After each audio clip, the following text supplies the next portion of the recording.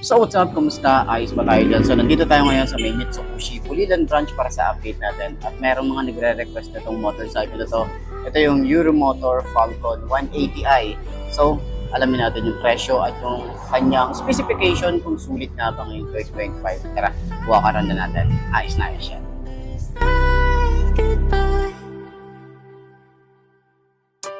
Where did you go? We used to be kids, now I feel so grown. I miss being free to be me, not alone. I used to have friends, but we don't talk anymore. I guess that's on me, I got busy. I used to drink soda, now I switched to whiskey. I didn't want time to pass, but time is fast. I just wish you were more than memories.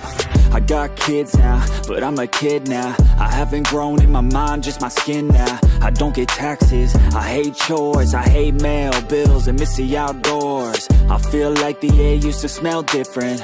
The grass was greener and the summers were for swimming. I used to play baseball every inning. Now I work for a living.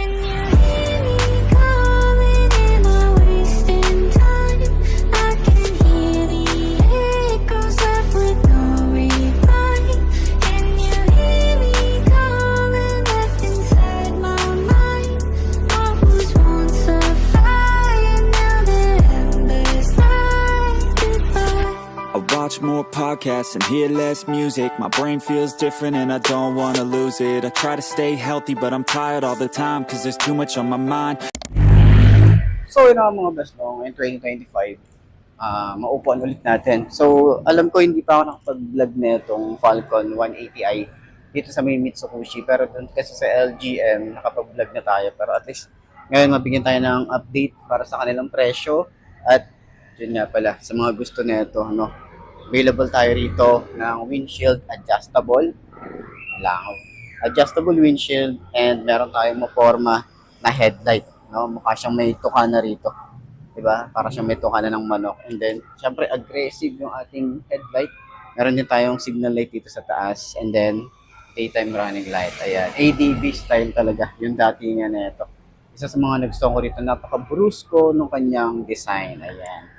Alam niyo naman, pagdating sa ADV, talagang nagpapaangatan si Japanese brand and China brand. Lalo na tong si Euromotor, hindi talaga nawawalan ng motorcycle na nilalabas. So, hintayin natin yung mga bago pa nilang mga motorcycle. Katulad nito, malay naman natin is mag-upgrade pa or maglaro-laro pa sila ng mga iba pang kulay, di ba? Malay natin, mga iba pang colorway na ilabas nito ni Euromotor. So, ayan, tingnan nyo naman yung iporma nito. Isa pa sa mga nagustuhan ko din dito, yung upuan niya, naka-camelback na. Okay, meron na tayong ganitong itsura. Ang ganda ng design niya. Sobrang lambot din ang upuan natin dito. May mga stitches. And then parang carbon fiber finish yung kanyang dati niya. So yung kanyang storage dito, maluwag din. Parang feeling ko kasya dito, half-face na helmet. So ang luwag niya. Pero kung gusto niyo ng additional pa na storage, pwede tayo maglagay dito ng top box. Parang feeling ko, pwede nyo extend dito yung bracket niya. Tapos top box. Okay. So maporma din yung kanyang taillight. Ayan. Ang isa pa sa mga nagpaganda rin dito yung Falcon 180i na emblem niya na nakakulay gold na. Tapos meron din tayo rito sa shock niya na dual shock and then adjustable na meron tayong baso rito. So naka-disc brake sa harap at likod and then ABS na rin po ang isang to. So yun, pupuan natin para at least dun sa mga 5 to na kagaya ko at gustong bumili ng ganitong motorcycle, baka fit din sa inyo, di ba? So, tingnan natin.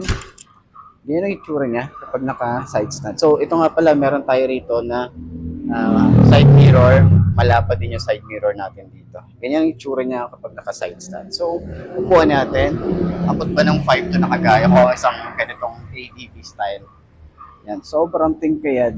Pero kapag naitayo na natin, okay naman eh. Manageable naman siya. Tapos, ang sobrang ganda ng ano na ito, shock na ito. Ayan, sobrang ganda ng shock sa harap. Tapos, yung kanyang turning radius, malawak din. Pero syempre, kailangan natin umusad. Ganyan tayo kapag nagra-rides, ganyan ang itsura natin. Pa-upright position din tayo rito. And yung turning radius niya, ganyan ang haba niya, no? Ganito din. Ganyan din siya. And then maluwag din yung ating park dito. Kung gusto nyo maglagay pa ng gamit, pwede rito yung bag natin dito. At isa pa sa mga maganda rito is yung kanyang fuel capacity. Sobrang laki din. ng fuel capacity nito. So, medyo matagal na rin tayo bago tayo magpagas. Ayan. So, extension ng paa, meron tayong extension dyan. Ganyan ang itsura natin. Diba? Upright position, napaka-relax ng position natin dito. Keyless na nga rin pala to, and then meron tayong disusi, no?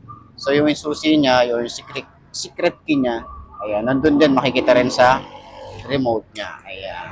So, sa OBR, tingnan nyo naman, parang napaka-comfortable din. Tapos may stopper din tayo rito para sa upuan niya. Okay, so pag tinatayo naman natin siya, magaan naman eh. Ayan no, kahit sobrang ano tayo rito, sobrang tingkay yan.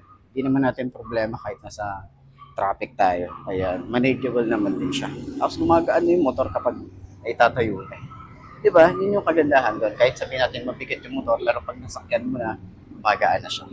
So, ayun, sa tingin mo, sulit nga ba ang kanyang presyo, yung design, and 2025? Comment nyo naman yan. So, center stand natin kung madali lang din ba siya i-center stand, lalo na kapag, pag ganyan, mabigat eh. Pero pag sinasakyan mo na siya, goods na. Center stand natin, napakadali lang yung center stand. Ayos.